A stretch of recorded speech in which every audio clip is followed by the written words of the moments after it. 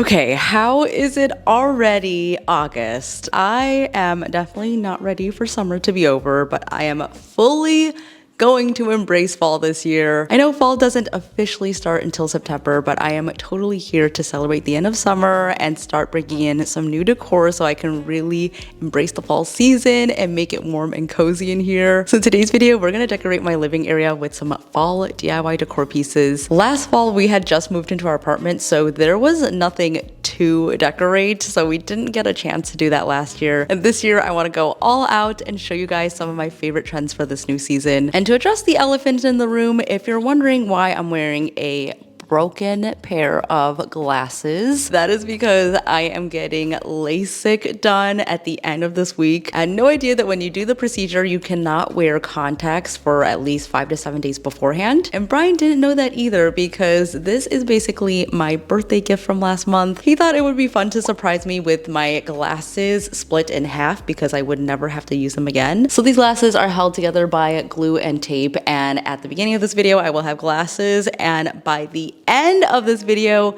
I will have 20/20 vision, which is honestly so crazy to think about because I have been wearing glasses since I was 7 years old. This is gonna be life-changing for me, and I'm probably going to cry the first day that I wake up and I can actually see the world. So this is really exciting. We're gonna jump right into the project, so let's get started. So something I really wanna start incorporating in my home for every season are floor mats and doormats. This is such an easy thing to switch up every single season, especially for the fall time. I feel like having a little doormat or a little accent rug really highlights that time of year, and I was very much inspired by this piece from Urban Outfitters. I love the colors on this. It just screams fall, even though the actual imagery on it isn't fall related. The design on it reminds me of little tiles, which you could totally customize to whatever you want it to be. So I'm going to try to do a rug that kind of looks like this. So for the base, I immediately thought about this IKEA rug, which I believe is only $4. This is one of those rugs that you can easily DIY with. I've actually made different wall tapestries with this before. So for once, I'm actually going to use it for its intended purpose, which is to lay it on the ground. But if you do want to try out this project and hang it on the wall, I think that would look super cute as well. I don't know if you guys can tell, but it already does have woven rows into it, so I can totally use that as a guide to create our grid. I'm starting by taping off the border, and with some watered down acrylic, we're gonna get to painting. From other tutorials I've seen from painting rugs, watering down the paint definitely makes a difference because it allows the paint to get soaked into the fabric rather than just sitting on top and basically stains it, so this is definitely the way to go. This orange is so vibrant, and it's just the pop of color that I need right now. When it comes to larger area rugs, I usually lean pretty neutral with colors, but with a little accent rug like this, it's fun to just play around with lots of colors, patterns, and just switch things up.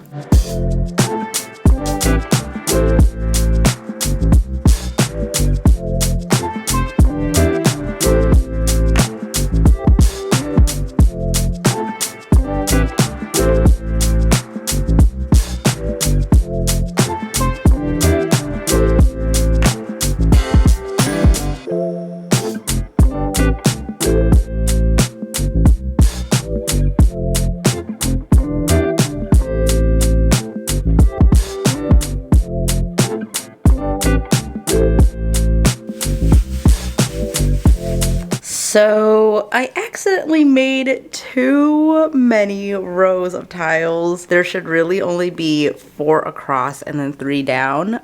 So now my tiles are looking a lot more rectangular, but that is totally okay because that means I get to spend more time making little pieces of artwork for each one of these little tiles. Actually, I'm so excited about this because I love a good painting project, and this one allows me to be so colorful and creative. And I'm gonna start by working my way from the left side and then go over. I used the original piece to kind of guide me for each of these little tiles, and I must say this was so much fun just to get creative and turn this into a piece of artwork. I don't know why I thought it was only going to take me a couple of hours to do this, but obviously I got really into the details, and honestly it almost looks too nice to even step on and use as a rug. So if any of you guys try this out, feel free just to hang it up as a wall tapestry so that your artwork can stay pristine. I'm planning on putting this on our front door, which right right now is very empty, so this is gonna brighten up the space so much. Plus, it's gonna be the first thing I see when I walk downstairs to start my day, so it's gonna be an instant mood booster. As much as I'm a summer girly, I am really excited for fall because of how cozy everything gets. Fall just always goes by so quickly. I don't get enough time to appreciate it, and that's definitely one thing that I really miss about moving from the Midwest to California. The change of seasons is such a great way to mark out the year. Living here feels like an eternal spring and summer, so if I cannot experience a true fall outside, I am 100% gonna make it feel like fall inside.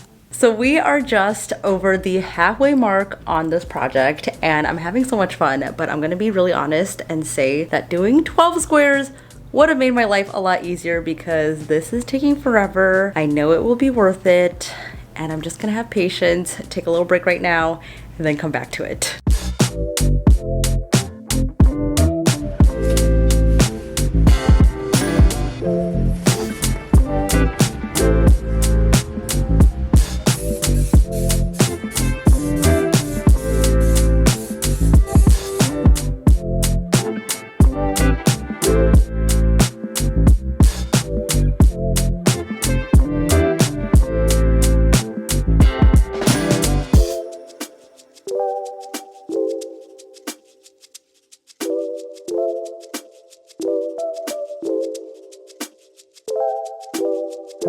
Okay, so we are going to decorate the living room and also the dining room, and I do have a couple of ideas that I'm thinking about doing in here, but I want to know your thoughts on it. So my plan right now is to lightly decorate the dining room, but I'm actually planning on doing a refresh because in case you missed it, we actually don't have a dining room table right now. So I'm changing up a couple of things in there and I want to show you guys my mood board right over here. It is. So as you can tell, we're going pretty neutral here. And I like to kind of just put my main mood board in the center and then build it out with different inspo photos and shopping lists and stuff like that. And I love using Milanote for this. So they are actually sponsoring today's video and I am a huge fan of Milanote. I build out all my boards on here. Whenever I'm working on a makeover, there's just so many things to keep track of. And I just love that this keeps everything all in one central place so I never lose any of my ideas, my pins, or my links. Trust me, there is nothing more frustrating than when you get a new idea in your head and you don't put it down somewhere, so then you lose it. Now I just brain dump everything onto Milanote. So as you can see, we have everything sorted out into DIY ideas, shopping lists, to-do lists, as well as any links that I need for references. And I really love that it is flexible and unstructured, so you really can create the board however you want to suit however you work. So under my DIY ideas list, I have a bunch of photos and these are linked to the inspiration sources. So as you can see, we have the wavy console table that I built a while ago. I absolutely love that piece. And underneath that are some wall art ideas that I think I could DIY, so we'll see what we can make happen when we get there. There really are no rules, but of course they also have templates that you can use that are super helpful and are a great starting point. But at the end of the day, you can make your board however you want. And I am someone who is very visual, so you're gonna see that there are a lot of photos on here. That to me is just the best part about it because of how visual everything I do for my projects is. Before I would put all of my links onto like a big document with a bunch of bullet lists and it was just very chaotic and I can never find anything. It just is so satisfying to me to see everything laid out perfectly to what makes sense in my brain. It really is the best tool for organizing all of your creative projects. So whether you're using it for personal or professional use, you could sign up for free using my link right here. I highly, highly recommend it to you guys. So make sure you guys check it out.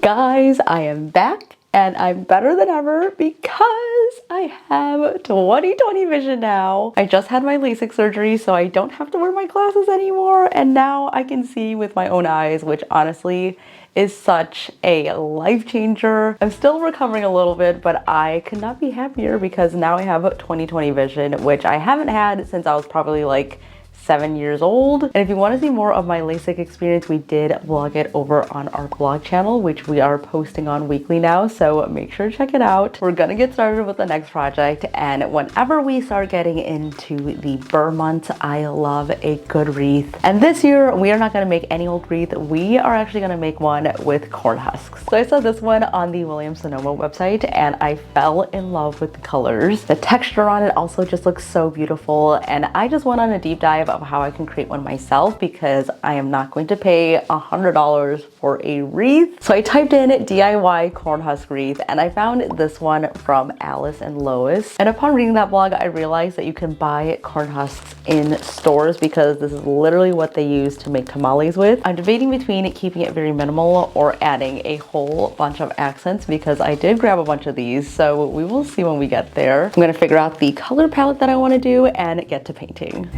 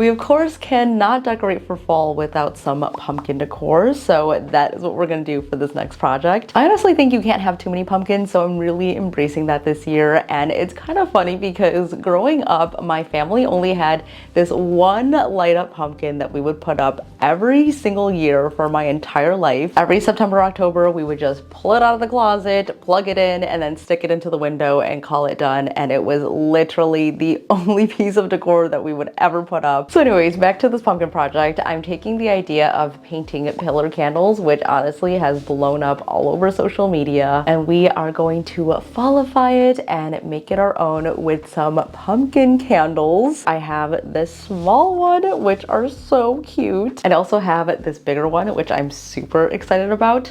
My only thing is that these are kind of made for like resin or baking. So the top part is actually the bottom of the candle, so I think we're gonna have to poke a hole through the mold so that we could put our wick in. So let me figure that out and then we can jump into the project.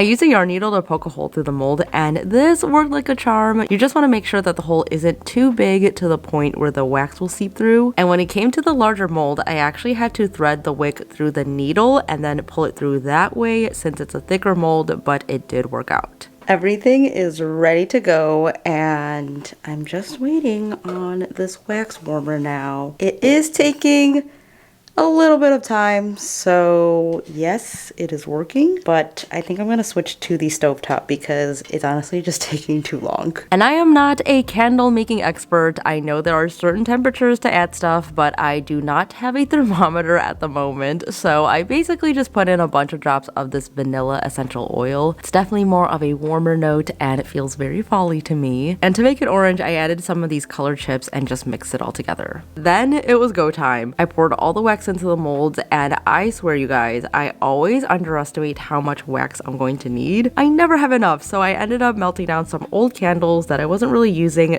/ they were already at the end of the jar. So this actually is a great project idea to repurpose what you already have. And after filling those all up, we're just gonna let those sit overnight. It is the next day now, and this one is ready to be demolded, so I'm about to do that. I'm a little bit scared though. And then we also have these, which I just took a blow dryer and kind of just tried to even these out a little bit more. I think since we're using a mold, it's been a little bit trickier to use the wicks with the clips in them, so next time I would just cut those off from the jump. So I'm gonna let those chill. I'm going to do this one first, so hopefully it comes out good. Okay, let's do this. Wait, it's actually already coming out really easily. Why am I so nervous? Whoa. I think I'll do it like this. Oh my gosh! It's perfect. How cute is this?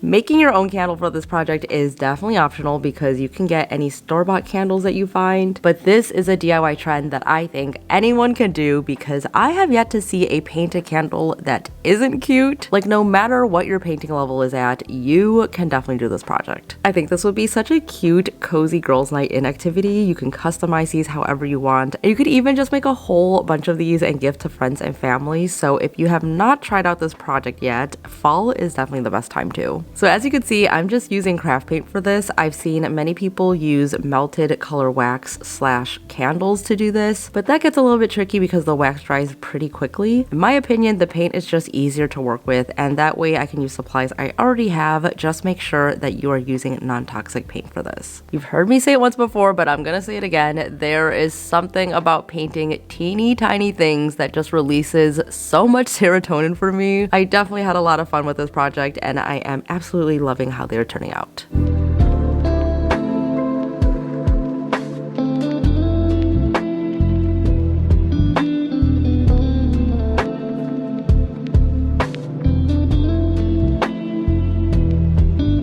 I'm totally obsessed with these. They are so cute. They legit look store-bought and hand painted. I am so proud of these. We're gonna get started on decorating. So I have my box of fall decor here. I only bought a couple of new items for this season because I know I'm gonna DIY a lot, and I just wanted to see what I have first before I go out and buy a bunch of things. I feel like it's so easy to go to the store and get distracted and then buy too much of items you might already have. So I'm gonna start with this first. Some trends that I'm trying to embrace for fall are more like moody colors. So burgundy is definitely one of those colors that I want to incorporate with like your typical orange and yellow color palette. We're definitely gonna add some brown here, and I also want to find some amber glass items. So those are kind of next on my shopping list for fall. So that's a plan, especially once I get the dining room going. But let me know in the comments what fall trends you guys are trying out this year.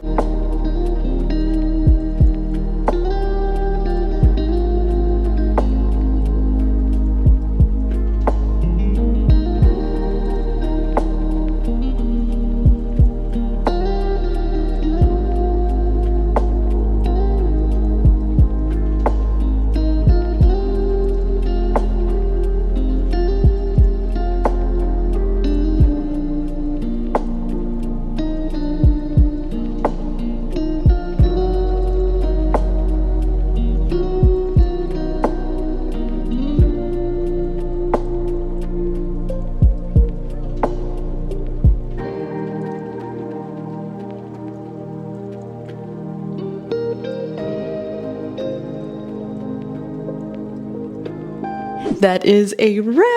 I hope you guys enjoyed all the projects from today's video. Let me know in the comments which one was your favorite. I definitely am getting started still and have a lot more to do in terms of like refreshing all the spaces for fall. So if you haven't already, make sure to subscribe below so that you don't miss out on any future videos. And if you guys have any requests, let me know in the comments down below and I'm sure I can make some of them happen. If you want to see more behind the scenes from me, you can follow me over on Instagram where I post every single day, or you can also subscribe to the vlog channel, which we are posting on every single week. That is it for me today, guys. Thank you so much for watching. Stay inspired and I will see you in the next one.